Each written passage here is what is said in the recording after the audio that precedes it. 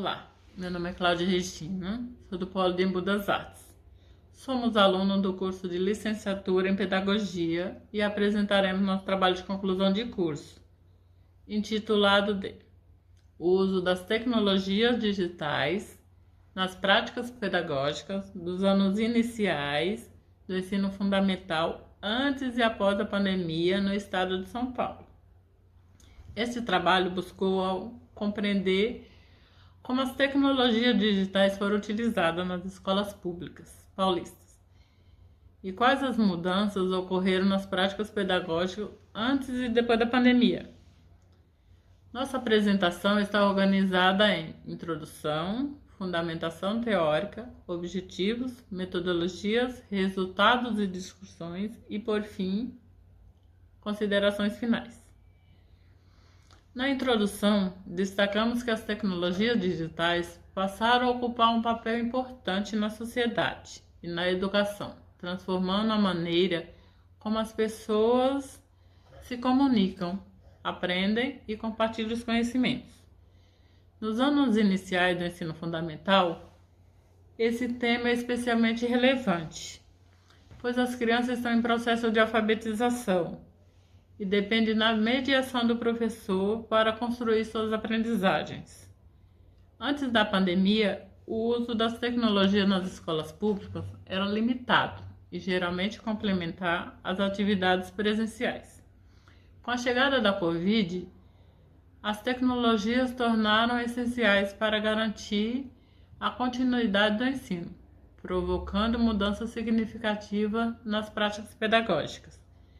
Durante esse cenário, nossa pesquisa buscou responder à seguinte questão: quais transformações ocorreram no uso das tecnologias digitais nos anos iniciais da rede pública estadual de São Paulo, antes e depois da pandemia, e quais os desafios de permanência esse processo revela?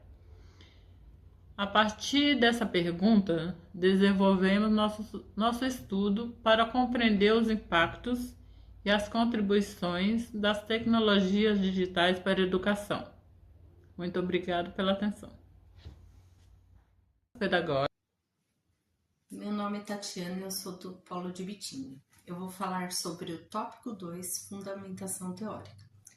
Neste slide, apresentamos, de forma resumida, os principais autores da nossa fundamentação teórica.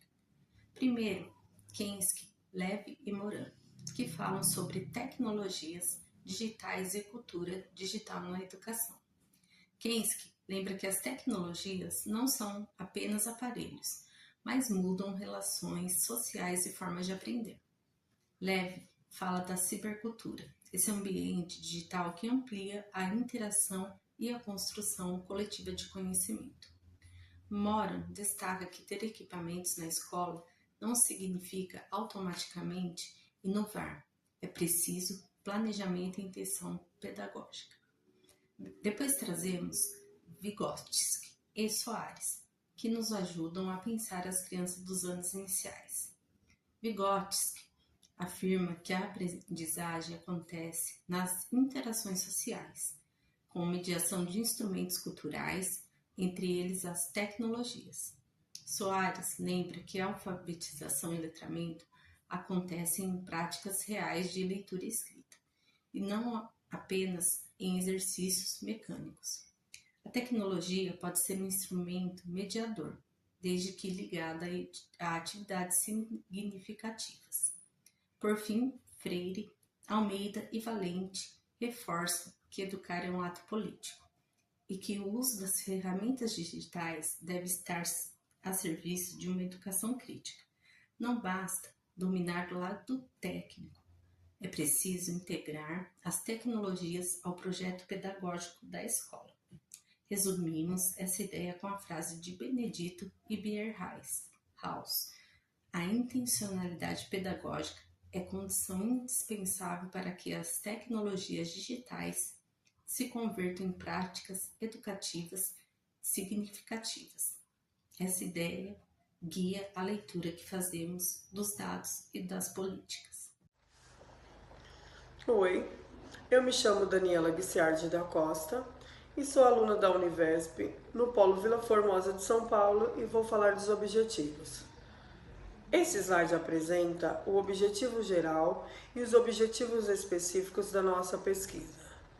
O objetivo geral foi compreender as transformações das abordagens sobre o uso de tecnologias digitais nas práticas pedagógicas dos anos iniciais do ensino fundamental na rede pública do Estado de São Paulo, antes e após a pandemia de Covid-19, a partir de revisão bibliográfica e análise de documentos normativos.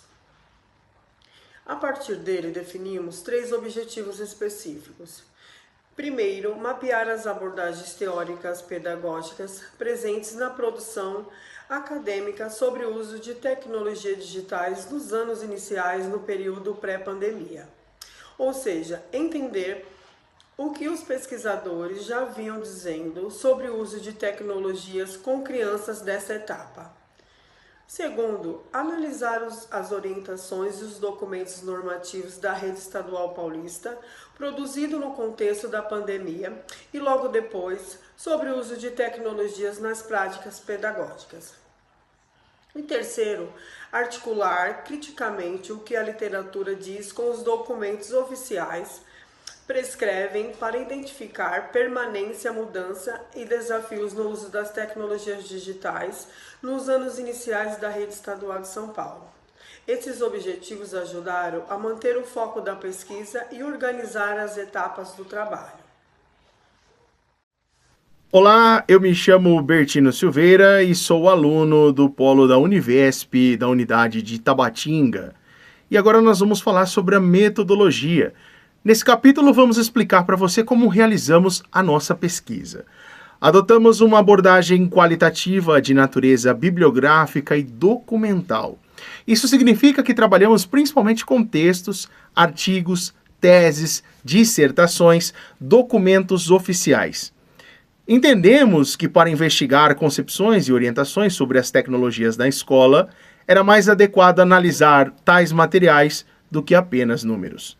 No corpus bibliográfico, localizamos 32 trabalhos e selecionamos 28 publicados entre 2010 e 2025, com foco na educação básica e no uso de tecnologias, especialmente nos anos iniciais.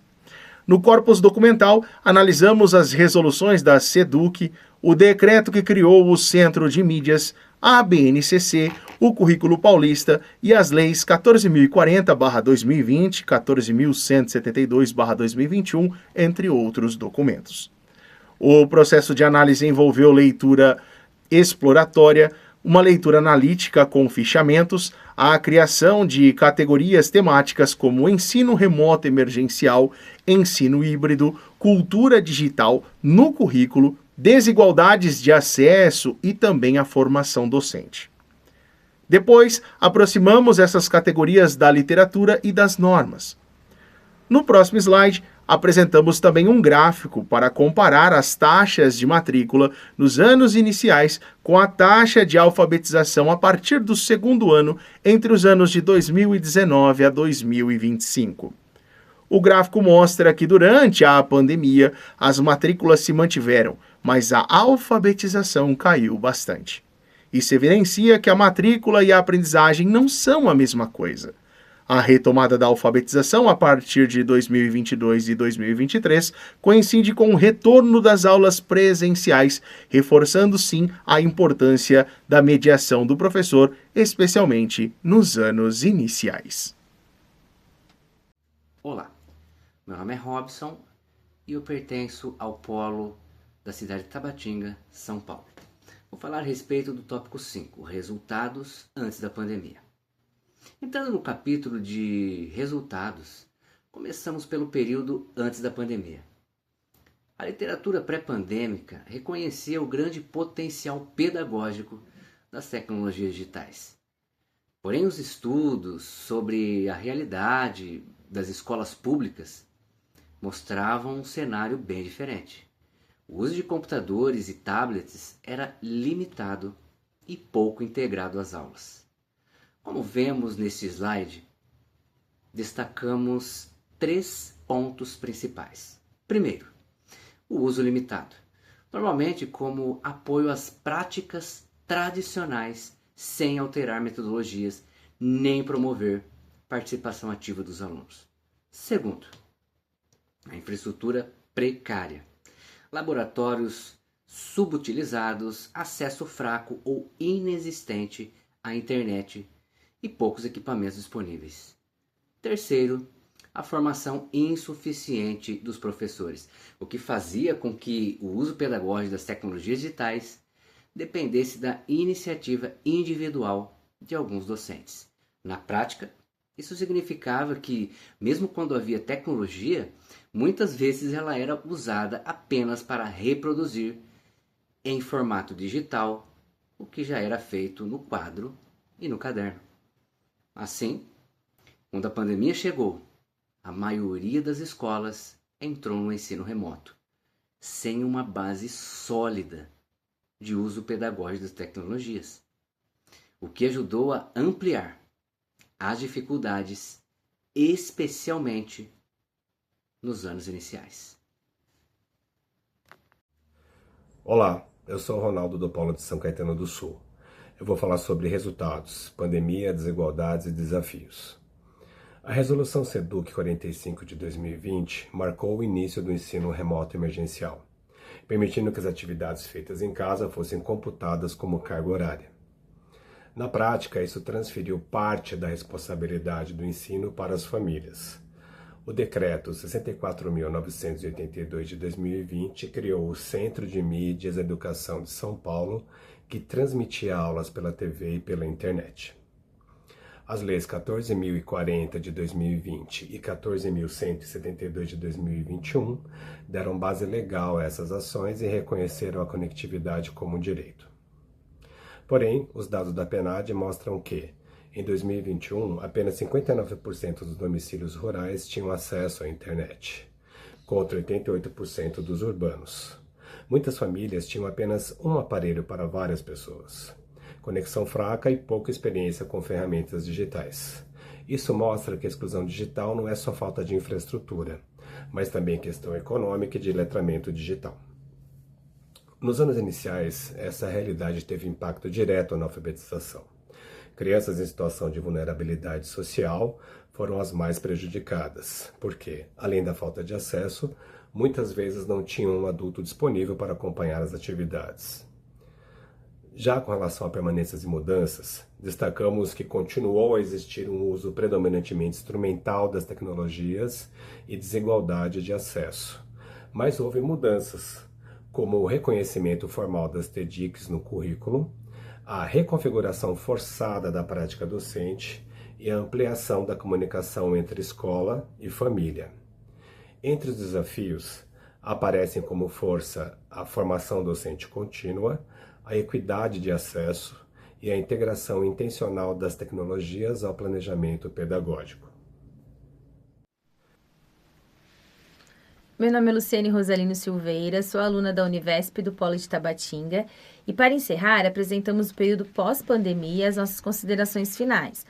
As normativas de 2022, elas se concentram principalmente na regulamentação do retorno presencial, comprovação vacinal, frequência obrigatória e os protocolos de saúde. Essas medidas, elas eram necessárias, mas chamam atenção pelo silêncio em relação a 2 pontos, que seria como que eu vou avaliar o que foi aprendido e o uso das tecnologias durante o ensino remoto e como incorporar de forma planejada essas experiências ao cotidiano presencial das salas de aula. Ao mesmo tempo, programas como Inova Educação, Proatec, Centro de Inovação da Educação Paulista, eles mostram um esforço para fortalecer essa cultura digital, a robótica, a cultura maker, alinhados à BNCC e o currículo paulista. Nas considerações finais, destacamos 3 condições essenciais para que as tecnologias digitais contribuam de fato para a educação nos anos iniciais. A primeira delas seria a infraestrutura adequada, garantindo acesso universal e equitativo a equipamentos e internet. A segunda seria políticas de inclusão digital, que enfrentam desigualdades sociais e regionais. E a terceira seria a formação docente crítica e contínua, que consideramos o ponto mais urgente. Também reconhecemos as limitações do estudo, pois é uma pesquisa bibliográfica e documental, sem trabalho de campo nas escolas. Então, nossas conclusões se baseiam em textos, documentos, e não em entrevistas e observações diretas. Finalizando, queremos agradecer ao nosso orientador Eduardo Soares Garcia e à orientadora Andressa dos Santos Silva pelas contribuições, às nossas famílias, ao apoio da colega Joelma, que fez parte dessa caminhada junto conosco, e à Univesp pela oportunidade de formação. Agradecemos também à banca pela atenção e até a próxima.